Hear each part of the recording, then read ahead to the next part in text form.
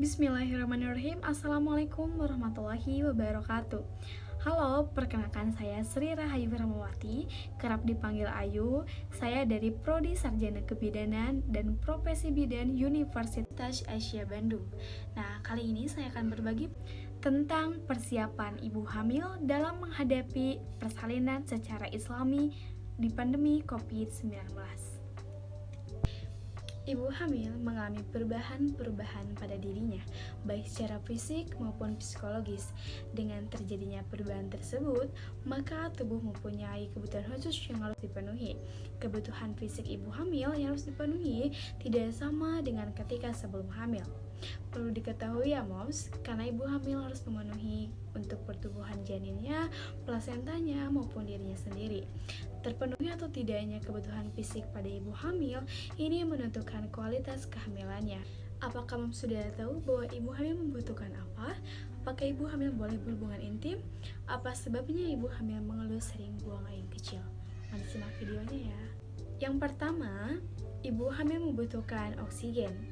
Pada kehamilan terjadi perubahan pada sistem respirasi untuk dapat memenuhi kebutuhan oksigen. Nah, di samping itu terjadi desakan diafragma karena dorongan rahim yang sangat membesar, dan ibu hamil kadang-kadang merasakan sakit kepala, pusing ketika di keramaian, misalnya pasar. Hal ini disebabkan karena kurangnya pemasukan oksigen yang masuk ya. Untuk menghindari kejadian tersebut, hendaknya menghindari tempat kerumunan banyak orang. Dan untuk memenuhi kebutuhan kecukupan oksigen yang meningkat, supaya melakukan jalan-jalan di pagi hari, duduk-duduk di pohon yang rindang, berada di ruangan ventilasi yang cukup. Yang kedua, kebutuhan nutrisi. Nah, untuk mengakomodasi perubahan yang terjadi pada masa kehamilan, banyak diperlukan zat gizi dalam jumlah yang lebih besar daripada sebelum hamil.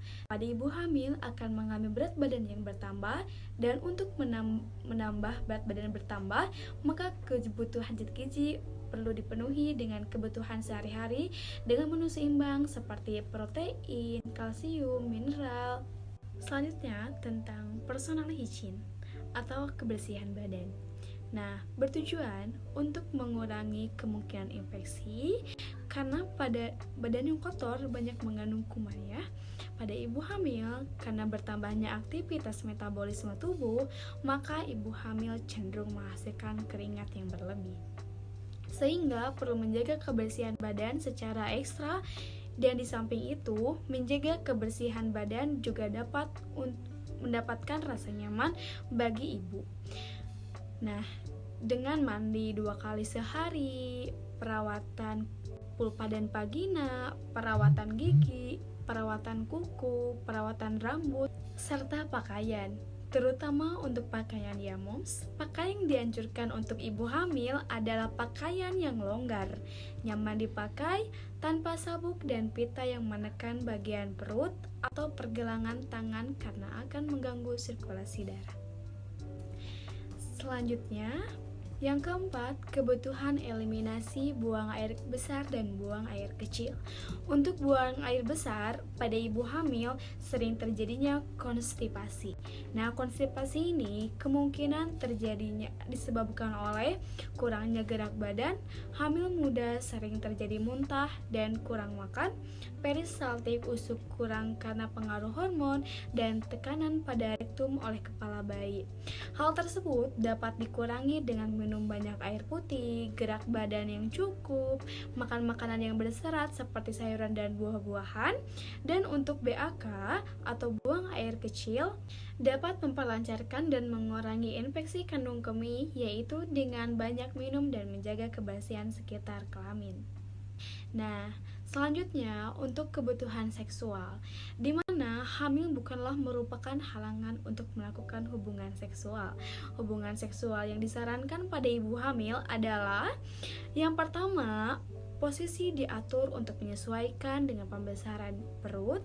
Yang kedua, pada trimester ketiga, hubungan seksual supaya dilakukan dengan hati-hati karena dapat menimbulkan kontraksi atau pecah ketubannya ya moms. Dan yang ketiga, hindari hubungan seksual yang menyebabkan kerusakan janin. Selanjutnya, untuk kebutuhan mobilisasi dan bodi mekanik. Nah, mobilisasi adalah kemampuan seseorang untuk bergerak secara bebas, mudah, dan teratur dalam tujuan dalam rangka pemenuhan kebutuhan hidup yang sehat. Manfaat mobilisasi bagi ibu hamil adalah sirkulasi darah menjadi lebih baik, nafsu makan bertambah, pencernaan lebih baik, dan tidur yang nyenyak.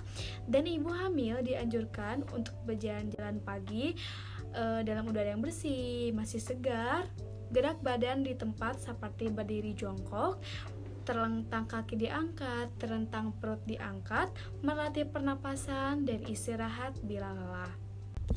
Nah, selanjutnya yaitu exercise atau senam hamil.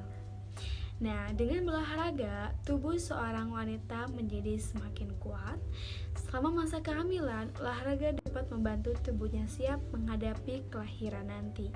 Dan yang dianjurkan adalah jalan-jalan di pagi hari, dan untuk ketenangan relaksasi dan latihan otot ringan untuk mendapatkan udara yang segar. Selanjutnya, kebutuhan istirahat dan tidur. Istirahat dan tidur juga bersantai sangat penting bagi wanita hamil dan menyusui.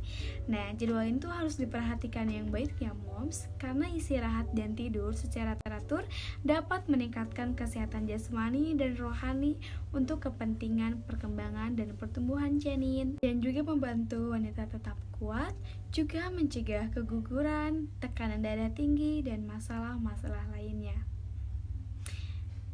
Selanjutnya adalah kebutuhan imunisasi. Imunisasi adalah suatu cara untuk meningkatkan kekebalan seseorang secara aktif terhadap suatu antigen. Nah, untuk vaksinisasi dengan toksoid tetanus atau imunisasi TT dianjurkan untuk dapat menurunkan angka kematian bayi karena infeksi tetanus. Nah, vaksinasi toksoid tetanus dilakukan 2 kali selama kehamilan. Kebutuhan terakhir adalah kebutuhan traveling. Nah, wanita hamil supaya berhati-hati dalam membuat rencana perjalanan yang cenderung lama dan melelahkan, maka pilihlah tempat liburan yang tidak terlalu keramaian. Karena dengan kerumunan orang, maka udara terasa panas, oksigen menjadi kurang, sehingga bisa menyebabkan sesak napas dan pingsan. Nah, dalam persalinan di masa pandemi COVID-19 ini membutuhkan perhatian yang serius, khususnya untuk bayi. Fasilitas kesehatan merupakan salah satu faktor yang berpengaruh dalam penata pelaksanaan persalinan. Ibu bersalin harus mendapatkan pelayanan optimal. Selain itu, prioritas baik fisik maupun emosional di masa pandemi COVID-19 juga harus mendapatkan kebutuhan perhatian yang khusus ya, tentunya. Nah, pengetahuan merupakan faktor yang penting dalam berpengaruh terhadap ibu hamil, khususnya dalam memilih tempat dan penolong pada saat proses persalinan. Seperti tempat bersalin dan penolong persalinan harus memiliki standar yang sesuai untuk menurunkan risiko mortalitas ibu dan bayi.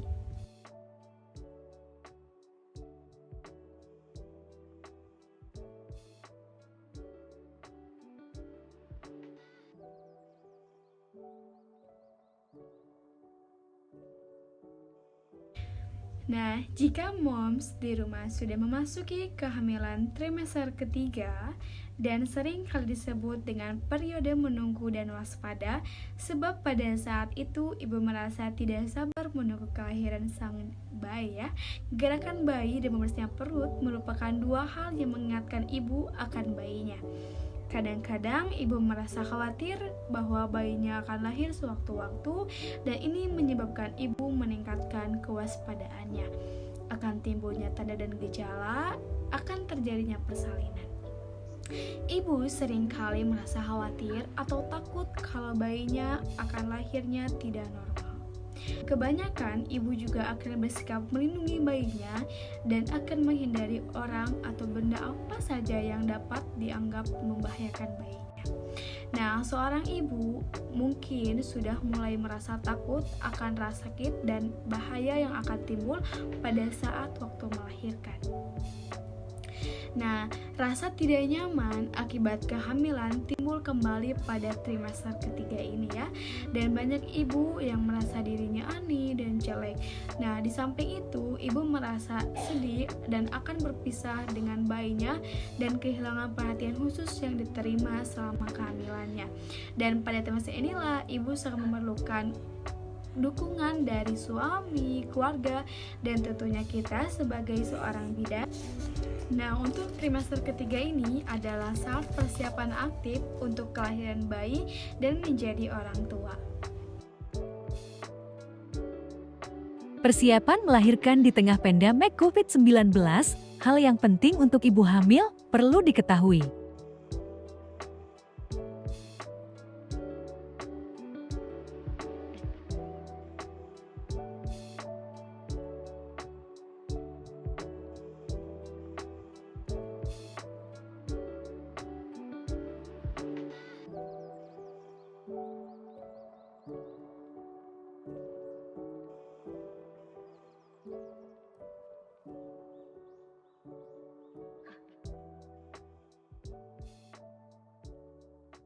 Terima kasih kepada semua yang sudah menonton video ini.